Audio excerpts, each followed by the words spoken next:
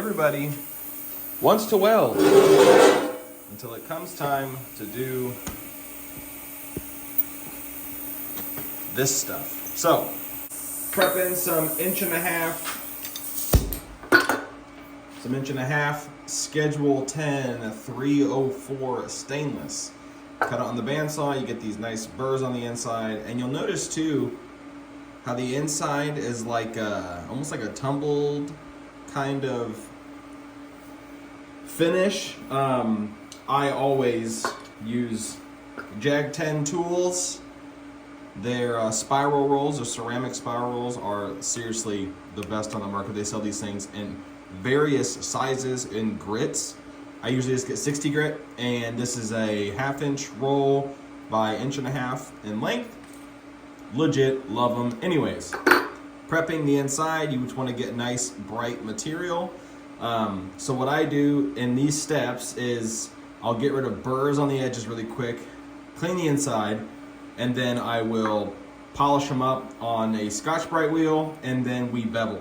So the reason we do it in that order is because you clean the inside of them, one, so that handling, you're not cutting up gloves, cutting your hands up, whatever, and then you Scotch-Brite them so that the outside is nice and clean, and then you bevel so that the bright edge, the cleaned up material, doesn't have any contaminants like the Scotch-Brite wheel embedded in the bevels. So yes, these 90 elbows do come beveled, but when you tumble them and stuff, they kind of get knocked up to where they're not as clean as I would like them to be. So we're gonna go ahead and clean these up, and then we'll start the other process.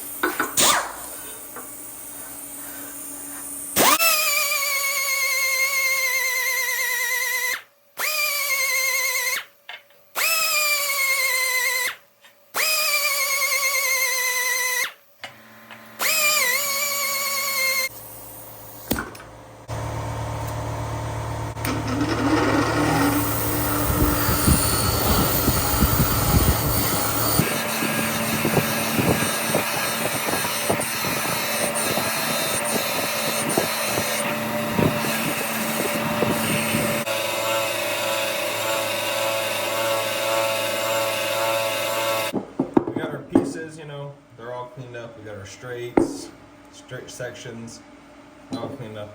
Our 90, our Welders now, they're nice and prepped. So how I bevel mine is I just use the good old belt sander. You can tell this has, the backstop has a pitch to it. That's the just standard angle I use.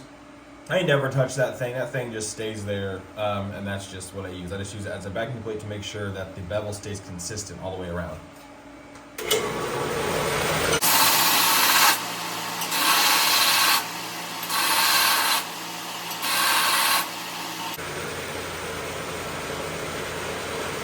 Nice clean bevels, and we'll just repeat the process.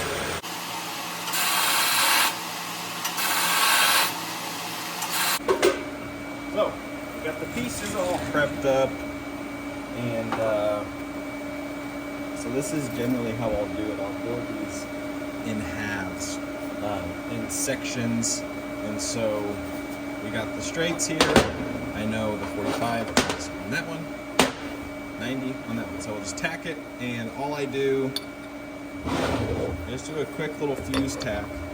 So nothing crazy. You don't need to apply a whole lot of heat to this. Machine is set at 80 amps, so it's kind of like a quick little like burst tack almost. So, and that's it. The little tack. I always do one on the opposite side.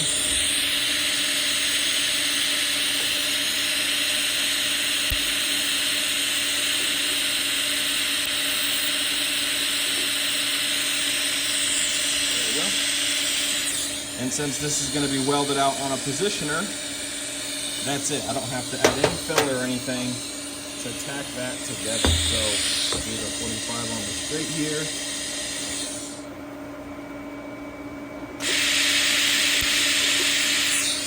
And that's literally it. Just do a good couple tacks.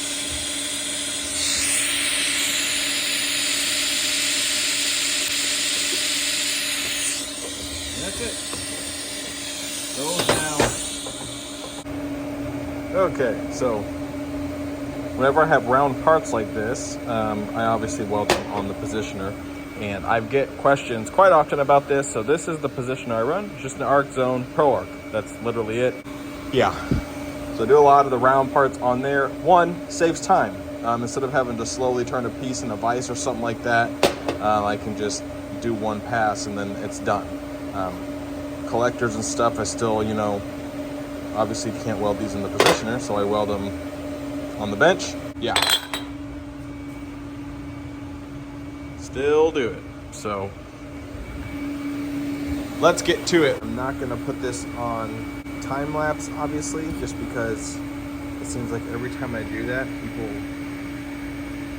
don't understand why. It's because it takes time. So machine is set at 100 amps. Back purge.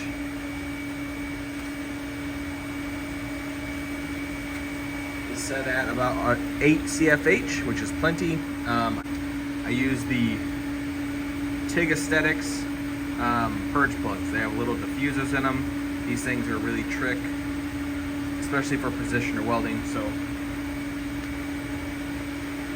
filler wire, I use 16th filler wire, Weld Demon ER 308L filler wire, 3/32 tungsten, 100 amps, and let's get it.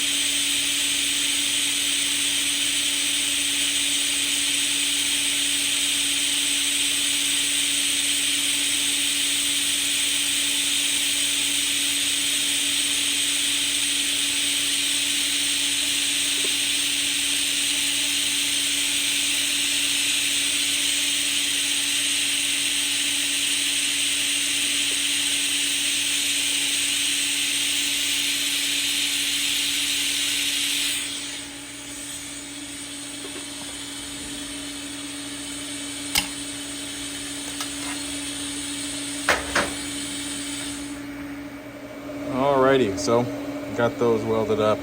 Next step is get this runner tacked back on, and then I can get these two tacked together and weld them out. But figured I'd show kind of, I guess, the prep that goes into what I do. I know some of the comments I've gotten on the reels are, you know, within regards to me doing field work and whatnot, and that's great. I don't do field work, guys. I build parts for cars. That's literally my business, is I build parts for cars, performance parts. So I work in a shop. I have a shop. I have tools that make my job easier. If that makes you jealous or whatever, that's your problem, not mine. I do it simply to making the product not only more consistent, but to make it quicker and to make it better. So yeah, that's what I'm working on right now. Working on finishing up one of these bad boys. So that'll do it for this video. If you like, subscribe. I would like to do, you know, videos more in depth, I guess, on the Positioner stuff. But again, just using the Pro Arc, Arc Zone Positioner.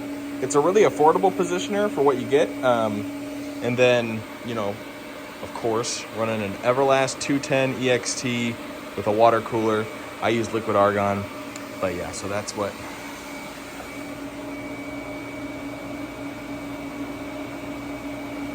we're working with.